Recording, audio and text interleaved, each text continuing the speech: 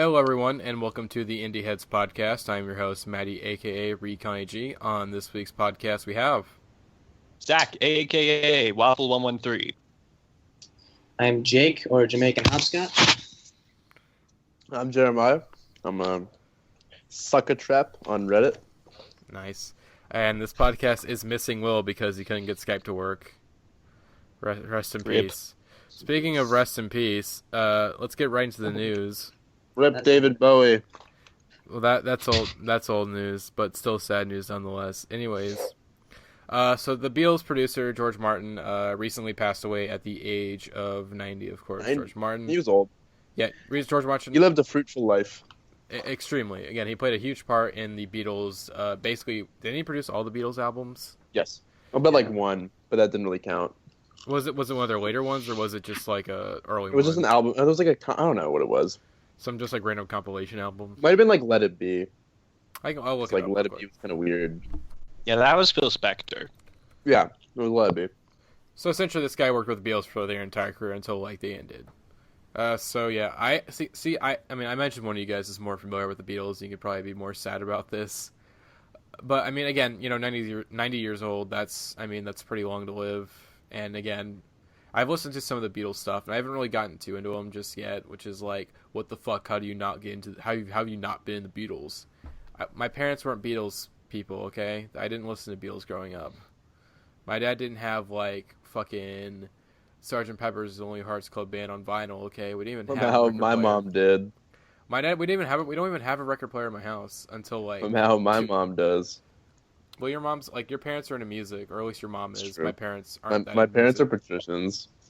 My dad's a big Grateful. He's a Deadite. Is that what they call themselves? I don't think that's what they call themselves. Okay. Anyways, Maybe. So George Martin, pretty cool dude. He did a really important thing with the Beatles because I actually read some background on him. He was like a jazz producer and like a classical producer and all these other kinds of producers. And so when the Beatles signed to, were they signed to what? Wait, It was like right? Apple. It was like Apple. Or Capitol. No, Apple was the one they made. They like the record label. They assumed that the Beatles were just like another skiffle band. You know those fucking skifflers, just skiffling every day. Anyways, and turns out the Beatles weren't just another skiffle band, and they put George Martin with them. And George Martin actually like realized how talented they were and how passionate they were, and he was able to, flesh out their sound and like help guide them, and it was cool. And then when they started to do crazy things, he was like, "I can write you guys some string sections, cool." And like, so it was a nice thing. He was like a dad.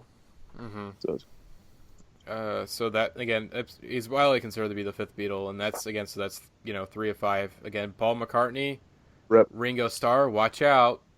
Death is upon you. Dude, it's okay. They're like 70. They're fine. Oh yeah, they'll be okay. I mean, they didn't have cancer or get shot, so that was a little insensitive. I'm very sorry. I mean, George Harrison smoked like an incessant amount. That's true. And then John Lennon, got very, very unlucky. So yeah, this podcast is getting okay. Let's get into the next topic since I don't think anyone has anything to say, and this is getting fucking awkward. Bjork. This is something I'm really excited about. So Bjork said that she is working on a new album and has completed 3 songs so far, and also Arca is gonna be the producer or the co-producer on the album again. And it's like she said the album. She described it as the last album. We sort of call it hell. It was like divorce. Well, literally because it was about a divorce. So we are in paradise now, Utopia, and I'm so excited because Volnicura was my number 2 album of the year, and it's gonna be really, really interesting seeing Björk kind of make another happy album and have another album where Björk actually has emotions again, but they're happy. We haven't really. Björk's had that. been having some wild, like a lot of fun post breakup sex, is what it sounds like. Oh yeah, she's rebounded really hard. I mean, she's been hanging out with Arca. That dude's got a. Well, no, he has. He's into shit. I mean, we don't know what he's into, but he's into something. Like Arca's fucking weird, and I love him for that. He's totally into some weird stuff. Like, just look at this album art. Just you know that's like this is a man who's into weird shit. Dude, Okay, we can't It's see like the I'm holding a ruler in my hand, and like it's plastic, and it's got like grooves and ridges, and like that's the kind of vibe, and lots of holes in it. I feel like that's the Arca sex vibe. Is like Ugh. ridges and like plastic and sharp, and just insert it into things. So just food for thought. I I don't even know, man. Jeremiah, man, I don't. Man, I actually want to talk about Bjork and be like, oh man, I love Bjork's music. I love Arca's I'm music. excited. Bowling Cure is amazing. Bowling Cure was oddly under. I guess what ended up happening at the year. At the It's end of because the it year, came out in January. That's what happened. Yeah. It came out in actually, January. I had forgotten about it too. I was like, "Here's this album, which I've only listened to like 9 times because it's so intense," and I was like, "It's good." And I was like, and then I kind of forgot about it. And then you went through a breakup, and then you realized, oh shit, this is wow. Dude, I actually didn't. I didn't listen to any breakup music during my breakup. I just listened to Miguel. Whenever when it came time to break up, it was like I'm gonna delve deep in this shit, and that was for over a year. And I've been single for like 3 weeks now. Again, I made that Dean Blunt review like a week after my breakup. So, sad boys. Sad boys or suck boys. No more. Well, you're getting suck. I'm not. Okay. Jake and Zach, do you have any comments about Björk and her new album or Arca? I'm like, I don't know. I feel kind of bad. I haven't actually listened to that much Bjork. I listened to Volnicura and I've listened to like Homogenic, but that's all. So I don't really know. I don't have any much to compare it to, but I'm excited. I'll listen to it. You gotta delve into her discography. I personally think Björk has like a top 5 discography, not just like of like basically I think she has a top 5 discography of all time. Just again, the streak between debut to like Medulla is fucking incredible, and Volta and Biophilia, they're good albums. Volta is like it's a bit uneven, and Biophilia it's maybe a little too into its concept. But other than that, though, I think they're still pretty good albums, and of course, Volnicura is fucking incredible. I honestly would say it's my favorite Björk album. So yeah. So do you just hate Vespertine or something? Oh no, I said the streak between debut and like Medulla is incredible. Medulla Medulla came is the 2004 and Vespertine's 2001. Oh yeah, like if that didn't give it away, I don't listen to much Björk and even fewer Arca, but I like Björk well enough, and Arca was at least partially responsible for some of my favorite songs on Yeezus, so I'm interested. Yeah. I'll listen to it. Arca's like prolific as hell. He's about to come up with another album, like. Yeah, he fucking keeps busy. Does he sleep? I don't know. I don't. He just has wild like orgies all the time. But no, Arca's fucking crazy. He's all over the place. Again, doing stuff with Björk, putting out albums on his own. I thought Mutant. I feel like I really dug it when it came out, but like I think Mutant is really good, but also I think it's like, okay, well this is like really cool, and you're getting like really fucking weird. I think you need to like. I think the album was too long, and you need to like. You can have a little bit of control. Like you don't need 20 tracks, man. You can kind of I think he's like perfect for EPs, but like an entire album is like something I don't think he can get down just yet. But EP wise, I think he's done some fantastic stuff. So let's just get into the next piece of news. I didn't post this one. I think Zach, did you post this one?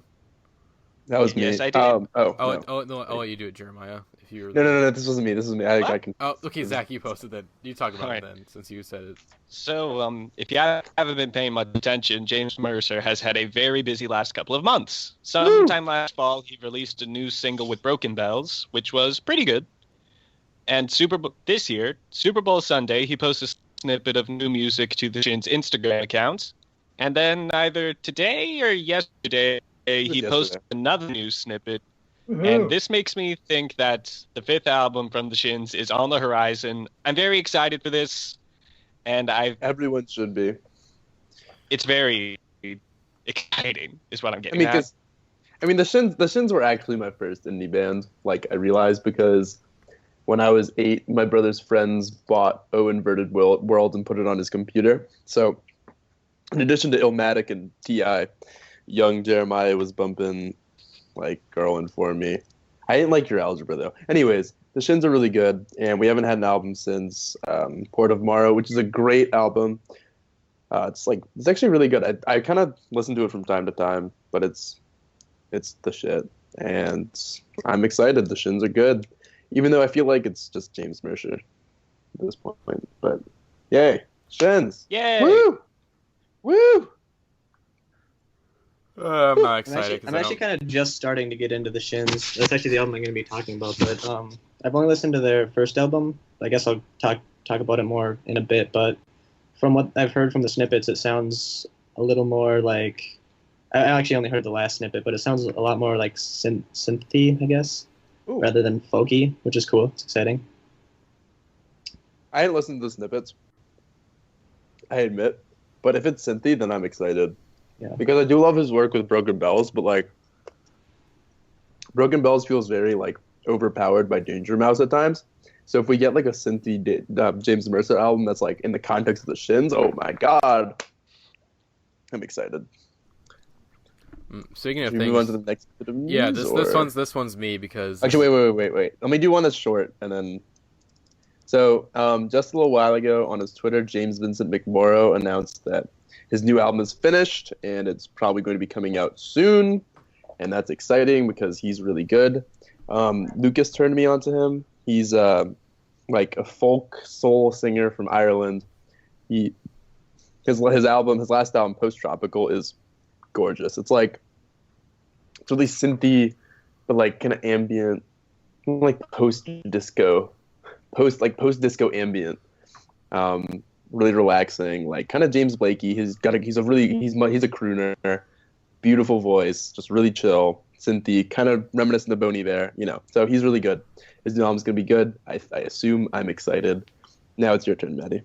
I do actually want to comment because I listened to Post Tropical like back in 2013 when I was starting to get into really get into music that wasn't Odd Future, and like I enjoyed Post Tropical when I listened to it. I haven't listened to it since then, so I guess I'm excited. I'll probably re-listen to Post Tropical pretty soon because I like that album. Anyways, but yeah, the thing that I want to talk about. So Death Grips today on their YouTube channel decided to drop a new interview, and me being the naive Death Grips fan, not realizing their tricks for just a split second, I'm like, oh shit, a new Death Grips interview? They haven't done an interview in like 3 years. This is gonna be really interesting to see what they have to say now. And no, it's not an interview. It's just like, well, it's kind of an interview, but the interview has been replaced with like new music. But I do want to talk about the music a little bit because it's fucking incredible. It's, in my opinion, of all the instrumental like Death Grips albums in like just projects they've done, from like Government Plates to Fashion Week, this is possibly their best. As these instrumentals, they're fucking insane. Where Government Plates, it just sort of felt like it felt like a precursor to Redacted on the Moon a little bit, in like sort of the kind of the glitchy, kind of messing with vocals and really kind of messing with like V drum kits a little bit. Redacted on the Moon, figured that out a lot more and made it better. And Fashion Week was like nice when it came out, but some of those instrumentals are not that great, and it's like it's all right. It's maybe a little too long. It's like, okay, this is sort of wearing out its welcome a little bit. With no MC Ride, it's like, this is kind of But this instrumental piece is actually, it's perfect length. It's only like 7 tracks and like 20 minutes, which is perfect. It's like, okay, that's the amount I want from Death Grips instrumentals. I have no MC Ride over it. That's the perfect length. And the video component is also really interesting because it seemed like there was an interview that was actually filmed, and the guys who filmed it did Black Google, which is like which is one of the best videos Death Grips ever put out, which was like a promotion piece for like their when they put out the stems for ex-military. That was what they are. And so they brought these guys back on to do the camera work for this video, and it's really fucking interesting because these cameras are really cool in the way they shoot this, and they have this interview guy who's like this random guy. I think he works for like Regal Cinemas, and he looks fucking afraid. He's trying his best to look professional and whatnot, but like you could stare deep into those eyes and see this is a man who's afraid of what he's listening to and these people around him, because it seems like he had no idea what was fucking happening. It just seemed like he got hired for this thing, and then he shows up and it's like, I guess I have to act all like I gotta be all professional, even though these guys have like old ass cameras, and this band looks like they're homeless. So yeah, anyways, but yeah, instrumental, like this little piece, I'm gonna be listening to it a bunch more. It's fucking great. I'm excited for Bottomless Pit. a lot of people are, again, whenever people say like, "Oh, is this bottomless pit instrumentals?" I kind of have to. I mean, the Death Grip snob in me is like, you really think this is the instrumentals? You really think that? Because people thought the same shit about Fashion Week, and it's like, no, these are not the instrumentals. Like, why would they put them out early? Why would they put the instrumentals out for this album early before like the actual album? I mean, I understand Death Grips are weird and they pull off weird moves, but they don't do that. They've never done that. Maybe they will. Who knows? But what if this is just the noise of the nanobots and Stefan's blood like vibrating? I don't know. That'd be fucking cool. I feel like that's something Death Grips would do. They'd like inject some nanobots into MC Ride and be like, "All right, MC Ride, we're gonna stick these into you." And he's like, "I don't want to do this." And like, it doesn't matter. And so he gets injected with nanobots, and the nanobots take over his body, and then they vibrate and make noise, and it's like, that's what happens. That's how Death Grips music is made. Is through nanobots. Okay, let's go into the next news, because I realize I'm talking about this shit for way too long, and Jeremiah, I have no idea what the fuck Jeremiah's talking about. I have no fucking idea. Okay, I don't know if anyone... Okay, no one was interrupting me, so I assume no one has anything to say about this dude Death Grips. Besides Jeremiah's nanobots comment. The nanobots. Okay, anyways, this is something we're all interested in. Kanye West, he edited his album today. He had an edited version of Famous up on Tidal, and he also said on Twitter he's going to drop 3 albums a year from now on. So, I don't believe that, but like, if it means he's trying to drop 3 albums a year, then like I'm okay with it. But I think what's going to happen is it's going to be like future albums. I think that's like, because he says he's been on like Twitter recently being like, Future's the greatest person in the world. So like, I mean, which is obviously correct, but I'm guessing what's going to start happening is he's just going to start like dropping like, he's going to drop Dirty Sprite 3, Dirty Sprite 4, and then Dirty Sprite 5 over the course of the year. That's what's going to happen. So, but anyways, so if Future doesn't want to continue the Dirty Sprite series, he's going to do it for him, a la Young Thug and Barter 6. Yes, exactly. But see, Future's going to be okay with it. But I do think it's going to be Kanye. Like, if that, like, I think that's what the release model's probably, like, I think that's probably what he's thinking of. He's thinking of, like, Young Thug and Future right now. But as for the album edits, I haven't listened to the new version of Famous, but apparently it's just some, like, mixing stuff and then also a new line. Instead of the "she be Puerto Rican parade flag waving" or some shit, it's going to be like, she's trying to be a dentist or something. I don't remember what it was. But he didn't change the Taylor Swift line, but it's just like he's just tweaking it. I don't really know what's going on. I mean, we're watching him make this album in real time, and that's really interesting. But it's also fucking frustrating because it's like you'll get your official fucking download in your email at some point. Not until like like 3 the months. summer, probably. Jesus like Christ, 3 months, you're gonna get an email from Kanye himself. He's gonna DM you on Twitter. He's gonna be like, "Hey, Matty, I'm really sorry that I did this. Please forgive me." And included's gonna be Is this the first album to have post-release patches like a video game? This is what. Where's exactly. the DLC? Probably. Yeah. Again, Good Fridays is a DLC, and he said, "Hey, I'm gonna drop 40 tracks with Kendrick and 40 tracks with Young Thug." Where are the fucking tracks, Kanye? Where? They don't exist. They don't. God, I would not be surprised if they don't exist. I fucking I hate there's these moments where I'm like, oh man, you know what? I love Kanye, man. I just love him to death. I love Kanye. I've learned just to not trust any musicians. Exactly. Because they don't need to put things out. Like, they don't need to.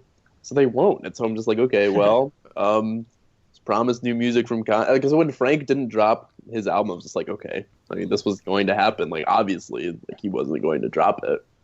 So I don't even expect Frank Ocean music this year. I mean, it'll be cool, but like, he hasn't. Again, the only thing he's really done was be on Kanye's album, and his part is probably like his part might get dropped if like that because Cashmere Cat posted on Twitter like he didn't post the song, but he posted like I said he was listening to a new version of Wolves that featured my girl Björk and our favorite sad boy Drake. And that's gonna be fucking interesting to hear, because like Björk was kind of sending some she was sending a little bit of shots last year at Kanye, and again she works with Arca, and Arca worked on Yeezus, and Arca knows full well how that process went of making Yeezus, and it's like, okay, this is interesting. This entire fucking album, it's a fucking mess. Like, we were talking today in the chat, like, like he somehow topped the frustrating album campaign of Ginny Death, which I thought was Yeah, impossible. but it was better because like he was tweeting during it. I mean, yeah, because Death Grips. I remember someone on r/Death Grips said that with Death Grips, what they did is that they didn't tell us anything. They gave us just enough information for us to like snoop around a little bit, but Kanye is telling us too much, and it's like he's telling us too much, and I don't. And it's like I'm not sure if I The like fucking that. I still I fucking left class early to fucking go to my computer to watch the fucking Madison Square Garden thing. I went to the theater, okay? I went to a theater. I skipped class, man. I skipped class to go to St. Louis and go watch that Kanye thing, and I was like, what the hell is this? This is a He fucking mess. played like 5 songs. And he just gave the score to people. Wow. Okay. This I entire love thing, being a Kanye fan. I hate being a Kanye fan now. Like I was trying to say earlier, there's some times where I love Kanye, man. I love him to death. I think he's a great person. And there's other times where I'm like, please, Kanye, I hate you. Shut the fuck up. You're a gay fish, bro. You gotta like stop doing this. I may have to make like Alex and resign my commission from the Easy Militia if we're being honest. Dude, like I might I've do... already said Alex I'm Alex underwhelmed with so like Pablo as a salty. whole. I'm salty too, Jeremiah. We're both Alex salty. is so salty. But Alex is the most salty. He He is. fucking blocked him on Twitter. Did you see that? No, I didn't see that. What? No way! He blocked him on Twitter. It was like early during the Life of Pablo rollout process. He was like, "All right, I'm done." And I was like, "What the hell?" He's not gonna listen to this, so I can say this. Oh God. Okay. I'm still my fully on goodness. board. See, 'cause I realized a thing yesterday or the other day is that as I was doing my in-class essay for my Great Works class, and I looked to my left, and the person next to me was writing, "Don Quixote is a bumbling fool," and I was like, "Those are fighting words," and I was like, got really upset because this dude's like, Don Quixote is the fucking greatest character of all time. He is a fucking man. He's the dreamer. He is like such a human and so like powerful. And I was like, and I got this visceral gut response, which is the exact same response as when people like are mean to Kanye. And I was like, oh my god, Kanye is the modern day Don Quixote. Like, and it makes a lot of sense if you read the book, but like, because Kanye's just a dreamer, and like, people like laugh at him and give him shit, but he doesn't give a fuck because he's just him. He's just doing him, you know. 'Cause I don't know why that was related to anything, but I like Vintage Jeremiah. I like Kanye and I like Don Quixote, and so they work. Okay. Let's go. Also, What? one last note. Yeah. Here's why Jay and Kanye are secret geniuses. I believe today is the day the free trials that people probably got last month when The Life of Pablo originally dropped expire. Mm-hmm. Brilliant. Asshole move, but brilliant. Yeah. Okay. I have the leaked version. Like I got Tidal, but then I realized someone gave me like a leaked version that was like high quality on iTunes, and I'm like, okay, I'll take this instead, because I don't want to. I already canceled my Tidal subscription. I didn't like it enough. I have fucking Spotify. I'm used to it. I like it more. Tidal's gonna get bought up by Samsung this summer, and it's gonna be like, oh wow, we totally didn't see that coming. Speaking of things that we totally didn't see coming, Pitchfork decided to redesign their website. Cool. It's cool. It's actually pretty good looking. I think it's a pretty good update. I have to look through it and use it a bit more, but I liked what I saw. AAE minimalist, sleek, aesthetic. You see the shirt I'm wearing? That's basically what they redesigned it to. The shirt I'm wearing. Well, His shirt is gray and stripes. Yeah. Okay. Yeah. So, But essentially, it's just like really sleek. There's no more colors, and I mean, it looks like there's a lot of empty space. And I realize this because I'm using ad block, and so there's just like a nice, like solid, blank gray spot on the left where ads are supposed to be. mm-hmm. So that's solid. I like the new best new music thing, and I like the fact that they have genres. Yeah. But they need to like make the genres, or they need to like make rock a broader thing, or they don't need to make rock broader because it's already the most broad thing in the world. They need to make subgenres for rock because every like other album is put into rock, and that's kind of inconvenient. Yeah. Okay, so let's get into what we've been listening to, since I don't think we can get much out of a Pitchfork redesign discussion. It's nice. I'll look through it more. Anyways, we're doing 3 albums this time around instead of 2 since we have no main topic tonight. And yeah, so let me start off. Number 1, Velvet Underground, White Light, White Heat. Guys, I need you. Okay, if you're not sitting down, please sit down for a moment. Okay, if you sit down, okay. Wow, this fucking okay. Okay, so imagine you right now. You're in 1968. Okay, you're in 1968, and you go to the record store. Okay, you go to a record store in like January, February, and you see on display a new Velvet Underground album, and you heard from your fucking like hipster douche ass friend. He's like, dude, you gotta listen to Velvet Underground Nico. It's like the best album ever made, bro. It's fucking like you don't understand. It's like revolutionary, man. And you go, okay, I'll listen to it, sometime. If I see it at the record store, I'll maybe get it. Of course, you never see it because the fucking distribution process for the Velvet Underground Nico is a fucking nightmare. Because fucking the label that released it was fucking stupid. And so, anyways, but you go to the record store and you see White Light, White Heat. And you go, oh, this is the band that my friend talked about. Hey, maybe I'll get this. So you grab the record, you buy it. The clerk says, hey, thank you, man. That album's gonna change your life. And you go, okay, cool. So you walk out the record store, you go home. A couple hours later, it's at night. No one's, you're just chilling in your room. You put the record on the table, and like 40 minutes later, your fucking life's changed because you just heard fucking White Light, White Heat, which is a fucking revolutionary ass album.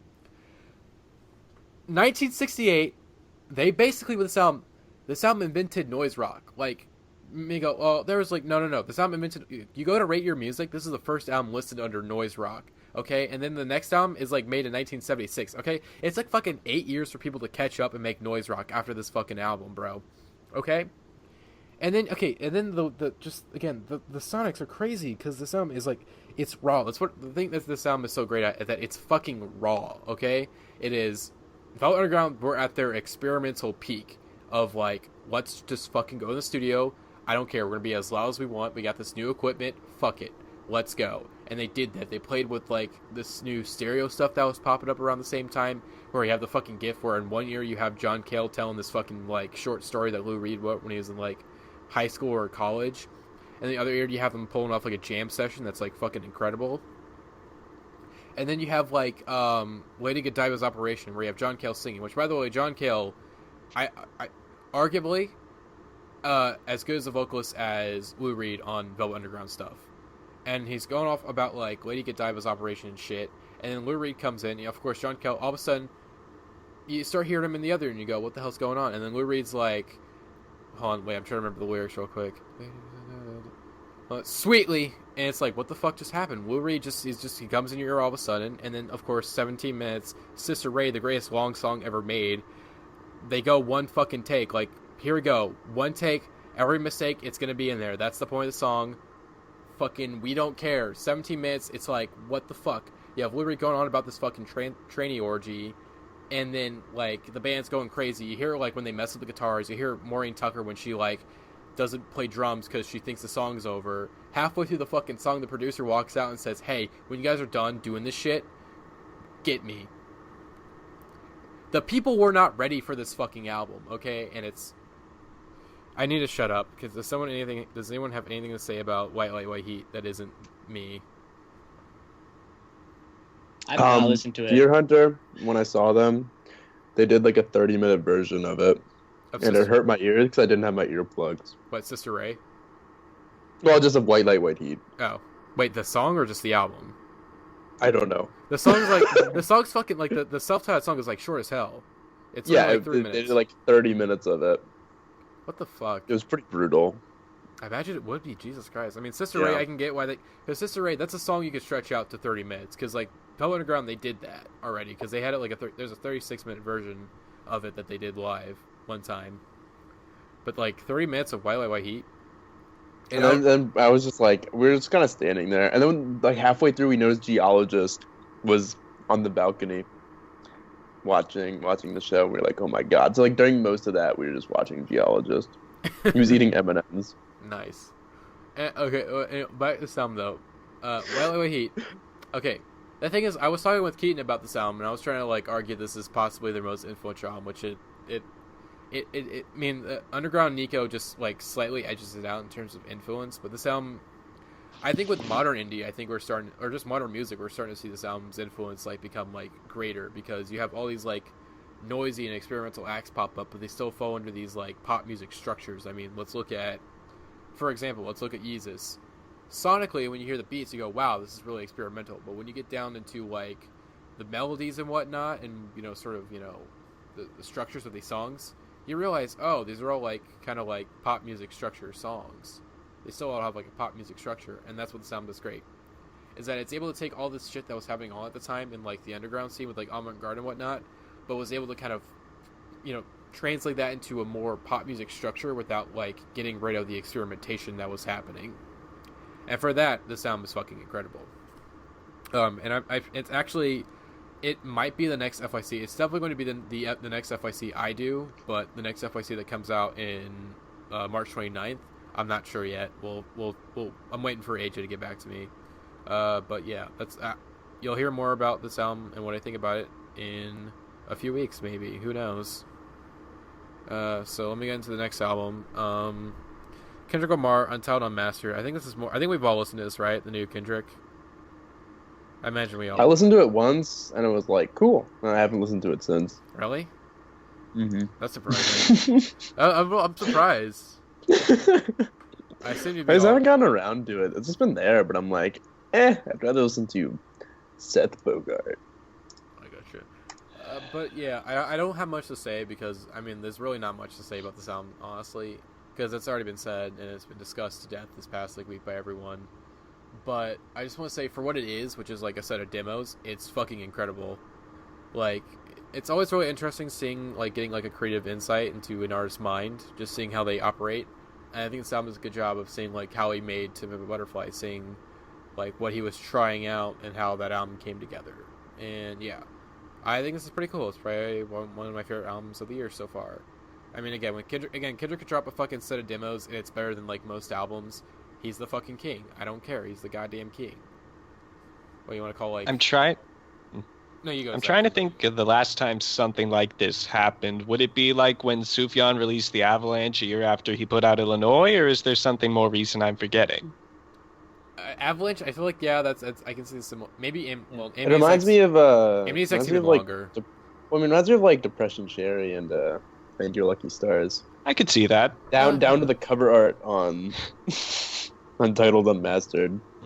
It's just literally Depression Cherry but green. It's Depression Cactus. Yeah. It's fucking ugly. It's really ugly. That album cover is ugly as hell. That color is just not good at all. I wish I could replace it. What if the physical version is velvet? Wouldn't that be sick? Oh, that would be sick. That'd be fucking cool. So yeah, does anyone have anything to say about this Kendrick Lamar EP, album, demo, set, B-sides thing? Yeah, this is probably what I've been listening to most this week. I just figured someone else would talk about it. But yeah, I really like it. I really enjoy it. I don't know if I'd really consider it an album. I mean, it's definitely made in the same kind of headspace that To Pimp a Butterfly was, just like this dark kind of jazzy thing. And they're technically B-sides or whatever.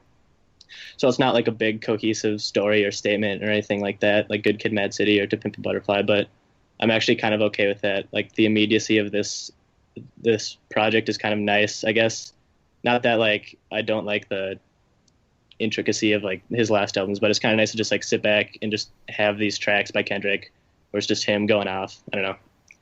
I really liked it. Oh yeah, there's some fantastic tracks in here that like it's like, okay, this could have probably been on To Pimp a Butterfly. I mean, Untitled 1 is fucking incredible. Untitled 2 is like, what the fuck? Untitled 5 is insane, and then Untitled 8 is just groovy as hell. So yeah, I think that's about. Zach, you have anything to say? Basically, what both you and Jake said. Great collection of whatever they are. 2 and 5 are the best. Good stuff, Kendrick. Keep doing what you're doing. Yay. Okay. Woo. Next album, The Frights. You are going to hate this. Won't say much. I will announce though that sometime next week or sometime next weekend, we will have an interview with The Frights up on our YouTube channel. Of course, if you shit. Because I'm interviewing them on Friday before their concert in St. Louis. It's also for my radio show project thing. But yeah, we'll have the full interview up on our YouTube channel. This is Richard's band, right? Yeah, Richard. Okay, so if you guys don't know, the bass player of this band is Richard, a.k.a. Hero Eyes Music, a.k.a. rest in peace, our great music reviewer in the sky. I miss him so much, guys. I still binge watch his videos. They're so good and they're so funny, and I miss him so much. I love the Jamie XX video. That's probably my favorite one too. That's one that like really speaks to me the most about the album. It's like, I love him even though he kind of shit on last year's Mountain Goats album. I mean, he shit on what else did he shit on that was like he kind of was really disrespectful to Future and the Future Hive. It was like people listen to this like as a joke.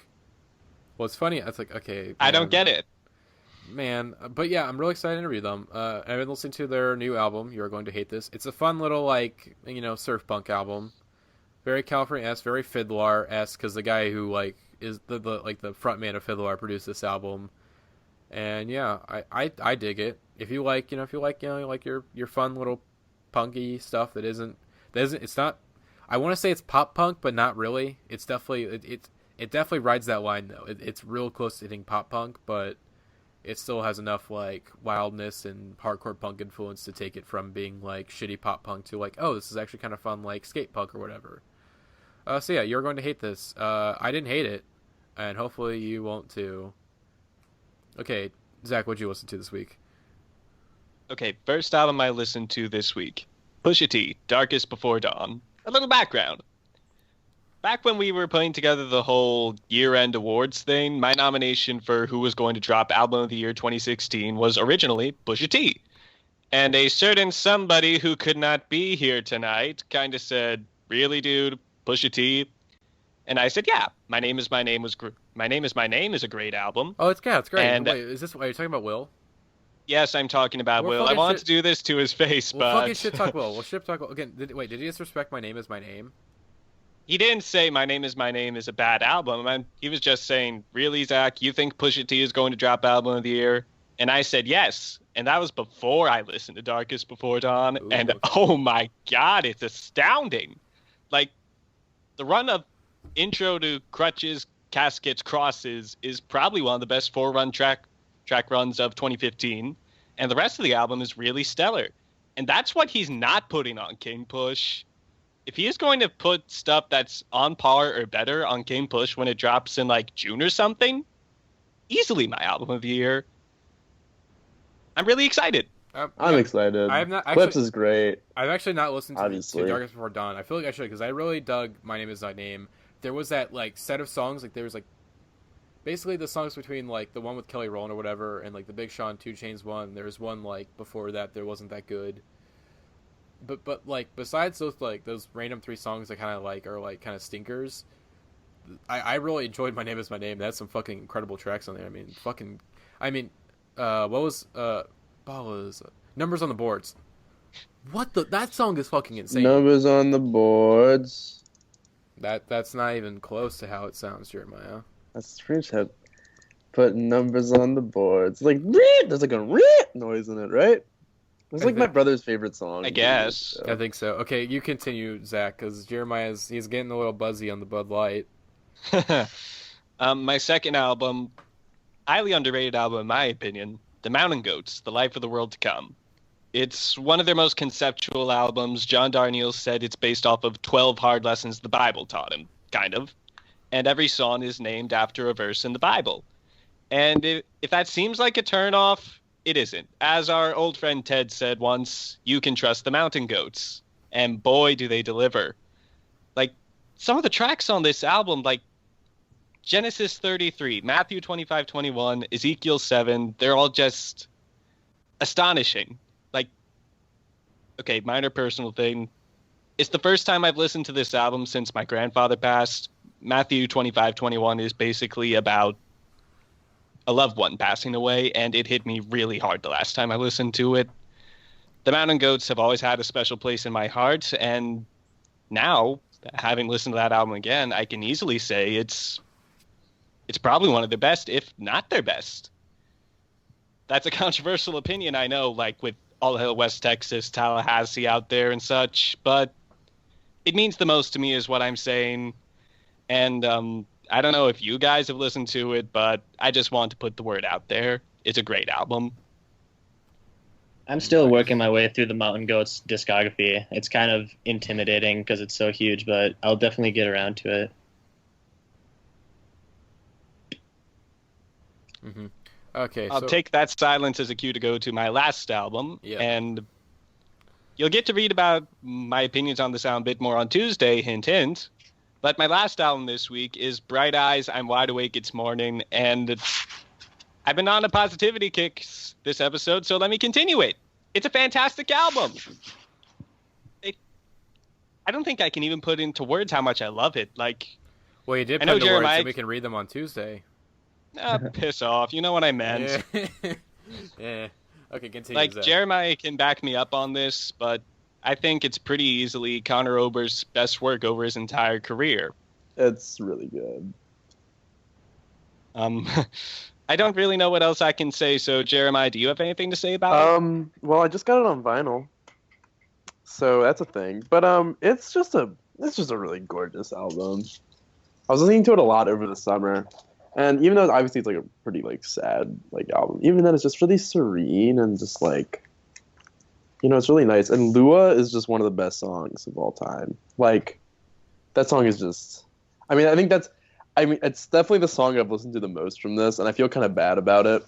But I mean, it's just such a gorgeous song, and like this entire album is like the rest of the song. I honestly just need. No, I'm kidding, but this is just a really really lovely album. Really nice, really pleasant, really emotional, really powerful. Some really amazing lyrics, but yeah, if you guys haven't listened to this album, just listen to Lua because it's just Connor and a guitar, and he's just, and it's breaking really hearts and really really emotional. There's that line which is like, where's the line? It's like, I know you have a heavy heart, I can feel it when we kiss, and then so many men stronger than me have thrown their backs trying to lift it. But me, I'm not a gamble. You can count on me to split. And then it's like, oh, he's gonna leave you. Oh, and that's, I don't know. There's just a lot of, it's really smart, really beautiful album. Other than the word beautiful, there's an emotional and poetic. There's not a lot to say. Closing thoughts, basically, 10 tracks, 45 minutes. Not a second of it is wasted. Listen to this album. Fucking good. And Road to Joy is low-key one of the best songs of the past decade. That's also it. True. So yeah, Tuesday, for your consideration, Zach is doing a review for I'm Wide Awake This Morning. Be prepared for that. Okay, Jeremiah, fucking talk about your man crush real quick here. Yes! Okay, so alright, so last summer, Miguel's album Wild Heart was released to considerable acclaim, and I was like, cool, maybe I should check it out. And Matty was like, it's not very good. And I was like, okay, well, I'm not really going to check it out. I didn't say it was bad. I just said that it was uneven. I know, but you were like, you negatively received it. And then I also tried to get it on Apple Music, but Apple Music kept giving me the clean version. And I was just like, fuck this. That's not even going to listen to clean, trust me. Anyways. And see, before this, I had always known Miguel. I had assumed he was like a generic R&B artist. You know, he did that hook on like Power Trip. You know, I had heard like, you know, some of his stuff. I knew he was at the Grammys. I knew he drop kicks that lady. I just don't remember him being like a generic like. I just remember him being like a generic R&B artist because I didn't really know anything about him. I'd seen like his first album cover, which is like him. He looks like Pitbull on it, and that's really confusing. But that was like 2010. Anyways, so fast forward to, he really looks like Pitbull. Like, honestly. Like, just look it up for a second. All I Want Is You by Miguel. Like, looks like Pitbull. So that was what I assumed he was like Pitbull. Like, I don't know why. And then fast forward to December to list season, and all the lists are coming out, and it was like, Miguel. I was like, all right, fine, I'll check it out. And so I listened to it. And I listened to it a lot. And Wild Heart quickly became one of my favorite albums of the year. I think it's actually my number 2 now of the year, only behind I Love You, Honey Bear. The Valley is now my song of the year, has replaced Loud Places, which is kind of a scandal. But Wild Heart is just perfect. And I was listening to it a lot during it was just so perfect. And The Valley is my personal mantra, which is for weird reasons that don't really make sense, and it's just gorgeous. and he's just so good at genre blending. Anyways, so a while ago, I finally got around to listening to Kaleidoscope Dream, which is his 2012 album, and that shit is like, woof, woof. Like, what an album. Oh my god. It is so good. Because it's like, okay, so you have Adorn, right? Well, we all know Adorn. Like, flip my love to you. And, he has the backing vocals. They're just saying things. And there's just a lot of gorgeousness. And just, the entire album is amazing. There's Use Me, there's Do You, there's How Many Drinks, which is like low-key, like rapey and problematic. But the thing is, because it's Miguel and he's so genuine and sincere that you know that he doesn't mean it that way.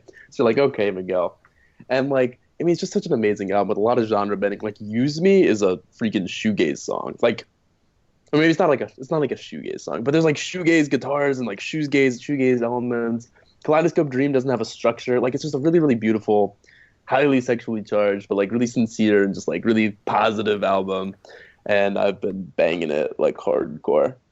In the suite, my friends are like, "Why do you listen to this?" And I'm like, "Miguel is my life." So. Miguel's my life is the moral of the story there. Anybody got anything to say about Miguel and how he's my life? Okay, Jeremiah, I got a question for you. Okay. Yeah. Channel Orange or Wild Heart? Ooh. Well, that's Channel Orange, but like it's Channel Orange. But Wild Heart is definitely actually my top 10 of the decade now. Ooh. But you mean Channel Orange is my number 2 of the decade, so it's like, you know, it just barely edges it out. I guess, yeah. I'm making you rank stuff, and that makes you really mad because I know how much you hate ranking stuff. I know, but I mean, I kind of have my top 10 kind of loosely ranked. True. I mean, I have Dark Fantasy and Channel Orange and Kaput. Those are my top 3. But other than that, it kind of changes. But Wild Heart is like the greatest album. It's like the album of the life. I've listened to it like 150 times. What the fuck? Over like all different mediums, because I have it in my car. I bought the CD. I've listened to it like 30 times already on Apple Music, and then I got the CD, so I use that. So I upload that app to my libraries. Now I have a new play count. That one's up to like 80. Oh my gosh. Anyways, I need to get Channel Orange on CD. Actually, now that I think about it, I could use it on CD. I've been like, I just recently replaced like in my car. I had Black Metal by Dean Blunt in my car for like 3 weeks, and I was like, okay, I need to move on, and like. I grabbed Neon Indians' album Bacon in National Night School, who were seeing at Pitchfork in July. I think Jake, I know you're coming with us, Jake. You're going to Pitchfork, right, Jake? Yeah. Mm-hmm. So we're all going to see Neon Indian. We're going to fucking dance. Who else are we going to see at Pitchfork? Who are we going to see at Pitchfork? Miguel. Oh, yeah. You know who else we're going to see at Pitchfork? Empress Miguel. Well, yeah, that too. And Empress And Anderson Paak. Empress Sub, my personal queen right now. I love her so much. You were late to the party, dude. I was late. I know I was late. I was representing her in the Skype chat like a week before you were like, "Oh my god, guys, I'm Priscilla," and I was like, "Matty, what?" Anyway, okay, did you listen to the new song she did with Dark Star? No, dude, it's fucking incredible. You need to listen to it. Okay, we're like, anyways, we're still talking about Miguel, right? Screw you guys bragging about your festivals. Zach, do you like Miguel? I know of him. I haven't listened enough to him yet. Just listen to Miguel, okay? Like, then you'll understand. You'll understand. His voice is the gorgeous thing. He uses his voice like so crazily on all of his songs. Like The Valley, there's like at least 12. Wanna fuck like we're towards the end of that song, there's at least like 12 vocal tracks going at the same time. There's like a drum beat. There's like the synth, like the crazy analog synth, and then a little bit of bass, and then just 12 voices, and it's just like wow. Anyways. He's amazing. He's perfect. He's really hot. And he's so nice. He's such a nice guy. If you watch like any of his interviews, he's just so genuine and just like so happy. I'm just like, Miguel, you're so We'll have to see if we can meet him at Pitchfork. We'll have to see if we can meet him. Hopefully. Did you meet anyone last year at Pitchfork? I met Courtney Barnett last Pitchfork. Nice. And I met Viet Cong and I met Future Islands. So we could. If we see him walking around, he'd totally be down to like high five us. I'm definitely going to try to meet up with Empress Of. I got to meet her. I gotta. She's a cool Twitter. Anyways. Yeah, please moving on. Grams. Yep. Next album, Esperanza Spalding, Emily's D+ Evolution. This album came out a week and a half ago. And it's just sublime. Esperanza Spalding was obviously the lady who randomly won Best New Artist at the 2011 Grammys over Drake, Justin Bieber. Who else did she beat? She beat like a lot of people, and it was just like, who is this upright jazz, like what upright bass playing jazz singer? Like, what is this? And so then she kind of dropped off the face of the earth, then comes back with this really incredible alternative jazz, like R&B soul album, which is really jazzy, just really, really sublime. Kind of reminds me of like Janelle Monáe meets like Prince meets like Lauryn Hill, but with just like really great jazz instrumentation, a lot of freeform stuff, a lot of just really craziness, and it's just really, really great. Her voice is excellent. There's some really phenomenal songs on here.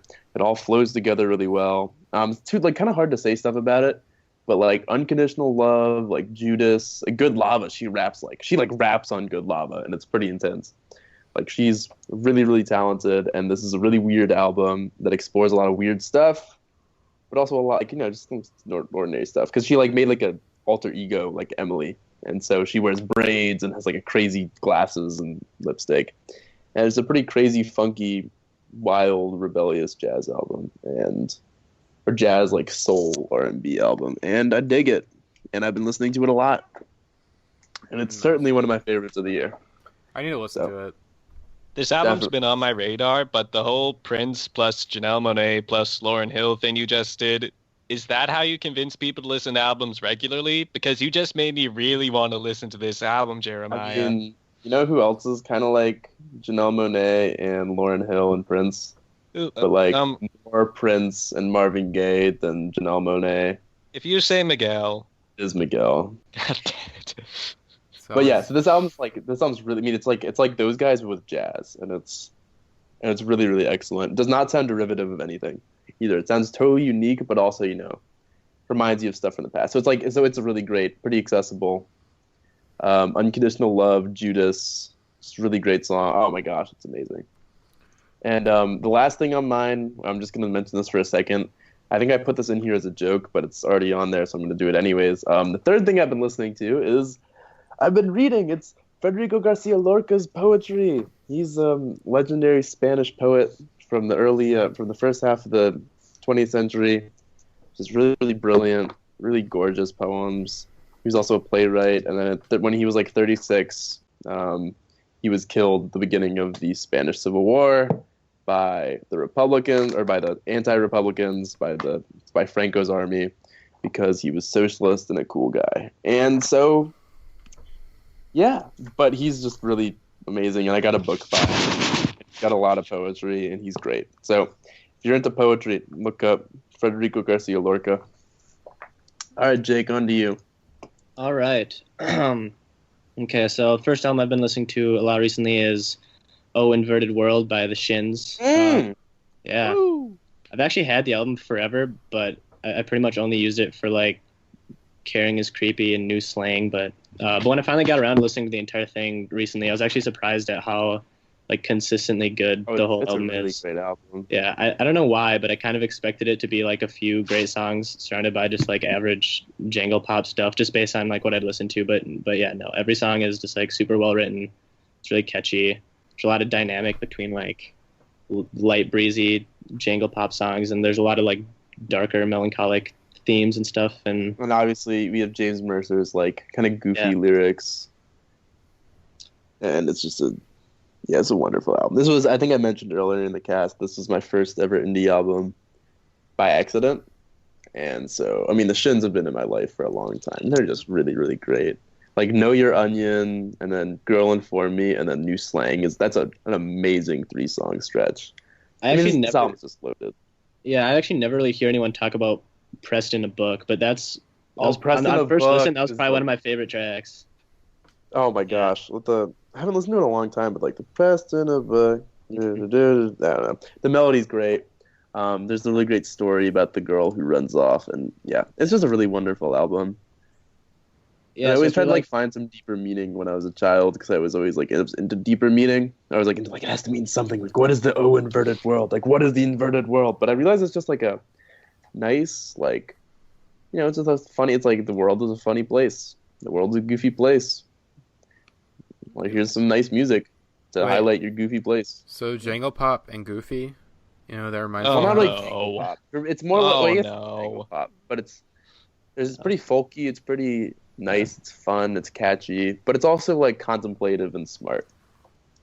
Yeah. So if you're like me and thought that it like couldn't live up to New Slang for some reason, definitely check it out. It's worth it.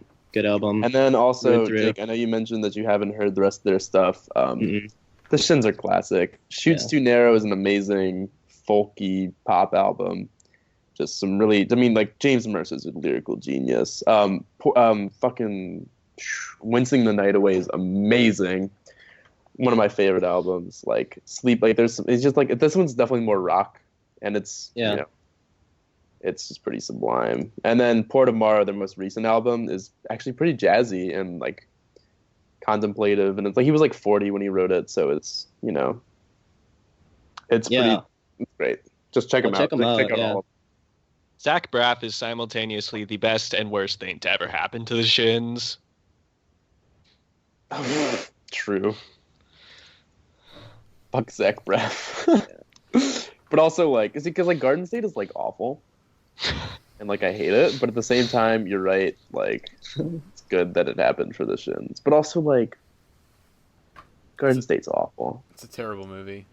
Because it tells all your indie kids it's like indie kids, like there's always going to be this goofy girl, this goofy weird indie cutie, who's like quirky and likes indie music and does quirky things for you, and that's just not true. And it's like, come on, Zach, not how the world works. I wish that was how it works. I bet you Aww. did. I Bet wish you I do. wish I could find me an indie cutie that'll stay with me Wish you had for indie more than a cutie. month. Oh, I'm getting That too reminds- I'm about to get, that was Matty. a little too real right there. I'm gonna hold off. Did you guys talk Poor about Joanna Matto. Newsom just yet?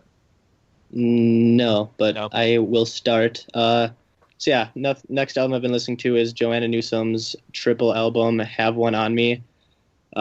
Yeast is my favorite album by Joanna Newsom and probably one of my favorite albums of all time. But I still think that Have One on Me is arguably her most ambitious, and maybe a lot of that does have to do with the fact that it's 3 discs and 18 songs and over 2 hours long. But I also think that the scope of the album is a lot bigger too. All the lyrical prowess of Yeast is still there. There's still like super, I don't know, esoteric, like poetry basically. They're a lot less like fantastical than Yeast. They seem to be more direct, like more pertaining to real life relationships and struggles and whatnot. But they're still, super creative and witty, like Joanna Newsom is. Also musically, it seems to have a lot more going on. Her first 2 albums, Milk Eyed Mender and Yeast, were both very stripped down. It was basically just her vocals and a harp at the forefront with like occasional strings and percussion. But on those albums, it seemed to be more of like a backdrop. Whereas on this album, the strings and percussion and piano are all right up in the mix with Joanna's vocals and harp. And I think it adds a lot of dynamic and variation to the songs. And it's probably what makes it even possible to be as long as it is. I think if it were as stripped down as her first 2 albums, I don't know if it would be able to remain interesting for 2 hours. But yeah, with all that being said, I guess I think the second and third discs are great, but they're definitely both overshadowed by the first disc, which is like near perfect and some of the best music Joanna Newsom has ever put out. But yeah, as a whole, I think this album's fantastic. Definitely worthy of any praise thrown at it. Yeah, good stuff. So this is why we need Will, because Will's our resident Joanna Newsom stan. Yeah. she's pretty good. God damn, Yeah. Will, that's twice you've let us down tonight. Well, Yeah, I think Will has said before that it's his least favorite Joanna Newsom album, but I'm not here to fight him. I think he on still it. likes it though. I believe. Yeah. Just probably thinks it's too long. And Yeah. again, tonight, at the end of this podcast, I'm gonna drop a new song called "Let Will Down." Okay, it's the spiritual successor to the great J. Cole song "Let Nas Down." Okay, it's coming out at the end of this podcast. Also, I'm a chronological liar, so yeah, that's also something I want to tell y'all. That's pathological. Oh, it's pathological. Okay, That's not how words Chronological work. means that's time related. Well, Well, thanks for Gotcha, ruining my man. joke. Jake, what You're other welcome. album did you listen to this week? Okay, third album is Have a Nice Life's Death Consciousness. I don't even know where to start. I kind of put it on last minute on the list, so I don't have any notes or anything. But I guess, for one, this is the absolute best album to play at deafeningly loud volumes, like in any context, in your car or like in your earphones at the library, whatever. I always just got to blast it. Generally, I'm a pretty big fan of lo-fi music like this in general. I don't know, there's just something I usually love about like taking these beautiful melodies and then just like defacing them with noise and distortion. Yeah, I don't know. Everything about this album is just so dark and unsettling and just numbing. And I love it. And Earth Mover is low-key the greatest song ever written. So yeah, Death Consciousness hot take right there. I was listening to like part of this album like a few weeks ago, but like I never finished it because it's a little long. And I just never got back to it. I need to though because I was enjoying what I heard. It was pretty interesting. So yeah, does anyone have any comments on Death Consciousness? I feel like Jeremiah, you have some comments. Have you listened to I this haven't album? heard. No, I haven't Okay. heard. I mean, Arthi was like, "You listen to this," and I was like, "Okay." I didn't listen to it. Definitely should. I feel like that's everyone on the podcast at some point. Hey, listen to this. What's the music like? Because I don't actually know what the genre is. It's like, it's hard to pin down. It's like really lo-fi, almost like shoegazy post-rock. I don't know. Okay, see, Genres are why didn't you weird. just tell me that beforehand? And I would have like listened to it. Yeah, well, there you go. There's also some like I Give think it a there's some listen. like electronic elements thrown in there too. Like there's the occasional like synthy Yeah. stuff. Yeah. Oh shit! Wait, the album cover is freaking "The Death of the Dude" by David. Marat. Yeah, Yeah. Yeah. I'm gonna add it to my Apple Music. Oh my god, it's long. Yeah, I told you. That's why I never finished it because it's fucking long. It's like, oh shit, I don't have time. Mhm. So yeah, I need to check it out. I Definitely. think it's about it for our podcast this week, guys. Yeah. Recap of some of the announcements. The next FYC is going to come out March 29th. Either AJ or I is doing it, depending on when AJ is going to get back to me. Because, you know, at some point, whenever the series finds more grounding, we will take submissions. But, you know, it's a little bit more, like, unreliable compared to, like, written FYCs where it's like, oh, I can write something, but, like, editing and, you know, filming yourself and all this shit, it's fucking harder, which is why FYC is only once a month, or compared to For Your Consideration. And also the Frights interview, it will be posted on the podcast channel sometime this weekend, most likely Saturday. So yeah, I'm not sure if we're gonna add it onto our main podcast or we're just gonna have it separate. Who knows what we're gonna do. So yeah, that's about it for this week's podcast. And does anyone have any closing comments? Pokemon trading card game is really imbalanced because of the existence of Pokemon EX. That is all.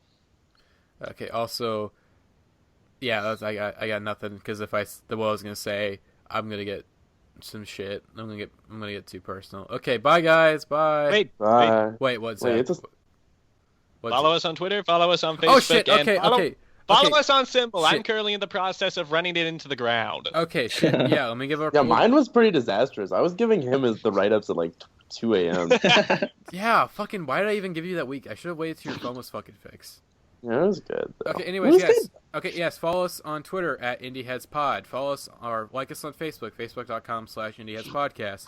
Follow us on Symbol at IndieheadsPodcast, where Zach right now is doing his takeover week, and next week Jake will be doing his takeover week. Starting Friday, and Zach's doing his. He's posting a bunch of really great folk stuff. What other areas can you follow us? Please upvote us on Reddit whenever we post these podcasts on Reddit. I'd really appreciate it. Subscribe to us on YouTube. Subscribe to us on iTunes. Add us to your top 8 on MySpace. Same. Do we have a Google Plus account yet? We technically do. So yeah, Okay. follow us on Google Plus. Yeah. Swipe right. Follow me on swipe, Twitter. Swipe Follow right. me on Twitter at JaredDweebKing. Follow me on Twitter at Monrovian Prince. Where I Don't post. follow him on Twitter. He tweets a lot. I do. Well, I only tweet at night. And I do tweet a lot. Yeah, but you though. tweet like 40 tweets like an hour. That's It's a true. little bit excessive. I mean, again, that you're just not used to the people I follow. Okay. You're again, my Twitter sphere is different than your Twitter sphere, bro. Right. All right. Okay, right. we need to end this fucking thing. Okay, hope you guys enjoyed this week's podcast, and we'll hopefully get back to our normal schedule. Bye. Bye. Bye.